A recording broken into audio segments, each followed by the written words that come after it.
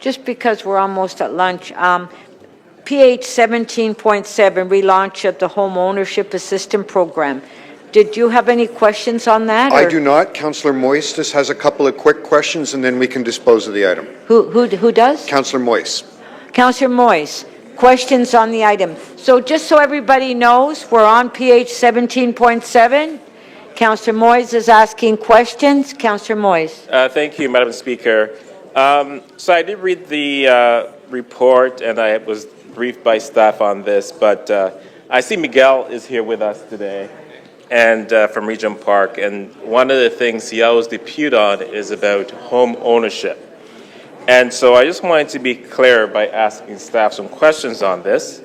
Who would be eligible for this program? Would an individual who makes $60,000 a year be eligible? Or a family who makes, let's say, $80,000 a year? How does this work exactly?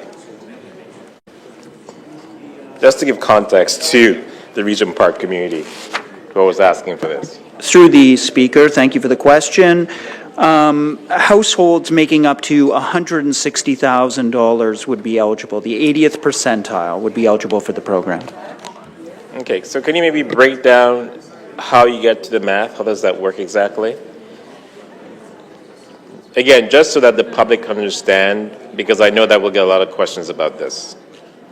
The program is being expanded. The program's being expanded for two reasons. One, to address recent provincial legislation and make sure that we can continue to provide incentives and expanding the incentives that we bring to affordable ownership. And the second reason is to address the fact that the cost of ownership has risen and that people up to the 80th percentile can't afford home ownership in our city. Okay. So is there an alternative path forward for those who maybe don't reach that percentile? Because I know I'll be asked those questions.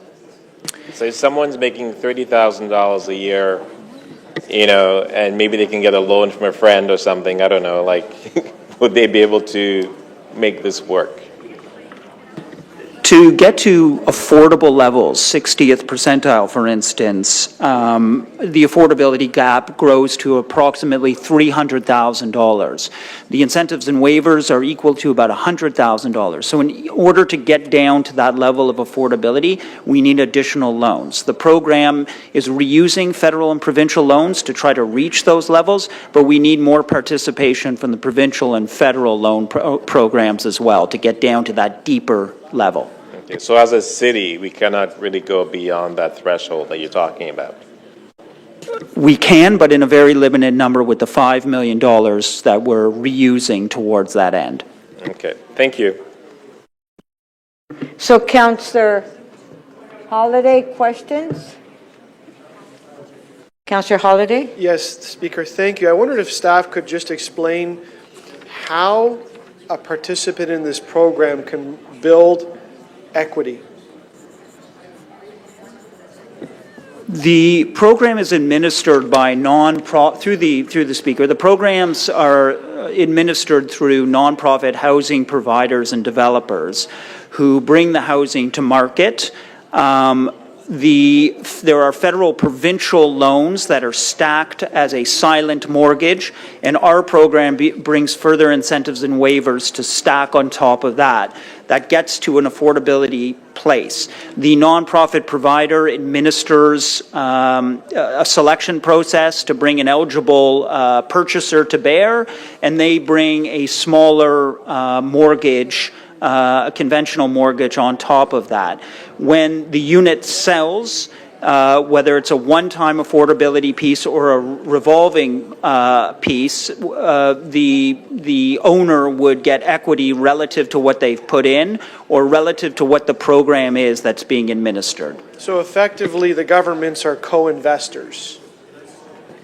Correct. In ways the loan does accrue, through the Speaker, does accrue value over time and comes back in a revolving fashion, either to realize affordability at another unit or to continue affordability for a new sale.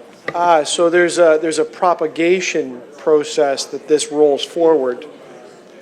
That is the intent, working with nonprofit providers to do that.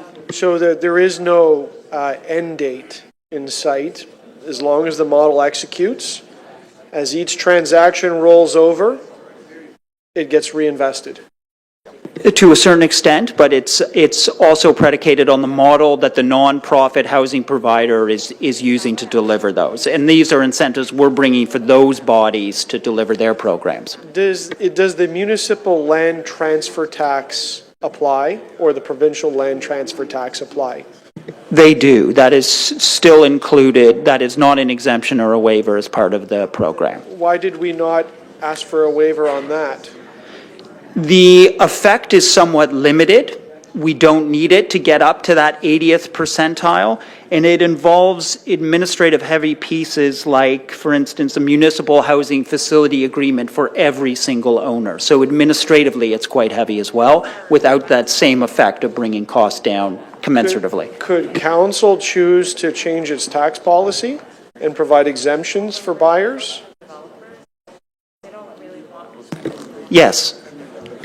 Okay, can we go just to a different question? In the report, it mentions the concept of a turnkey system. Could you articulate if or how a turnkey system would be different than what's otherwise proposed?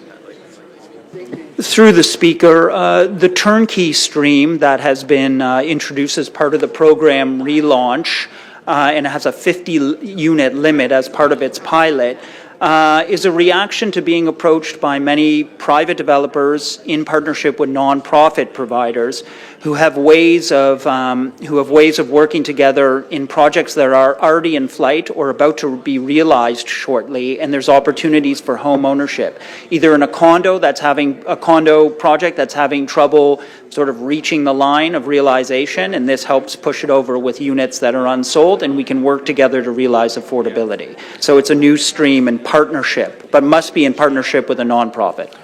Some critics would say that this puts the development industry in competition with itself. In other words, a site could be developed entirely for profit without having these models in place, and the developer can yield a profit off that, or the site could follow into one of these streams.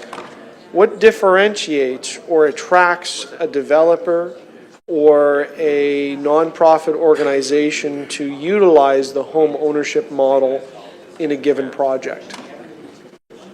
Through the speaker, from the nonprofit side of things, they would require this program to have an affordable realization. And from the private side, as I said, in a soft market where a condo project might be struggling towards completion, this might give them some relief across a limited number of units. Because of increased sales. Correct. And the sales would fall under this model. Okay, that was your lots last. of demand. Correct. That was your last question. Thanks, Speaker. Okay, thank you, Councillor Holyday. Councillor Perks, did you want to speak? Yeah, as chair, I'll speak last. Oh, okay.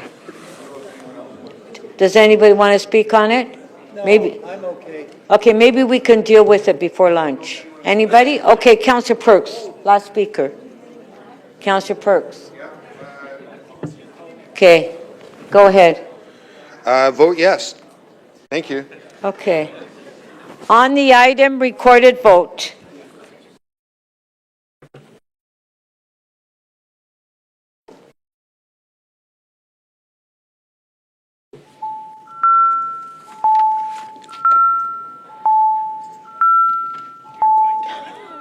You're trying to get me fat.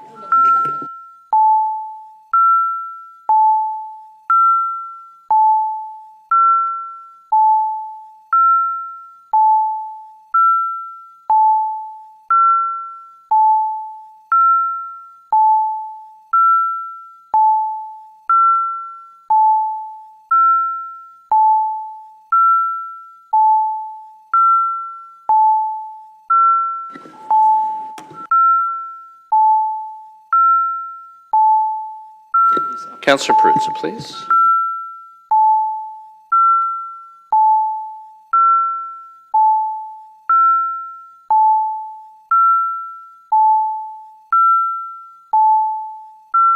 Oh, Deputy Mayor McKelvey, please.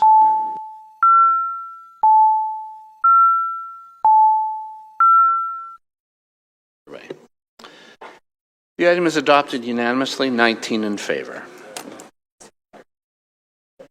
Okay, before we break for lunch, does anybody again have any quick releases?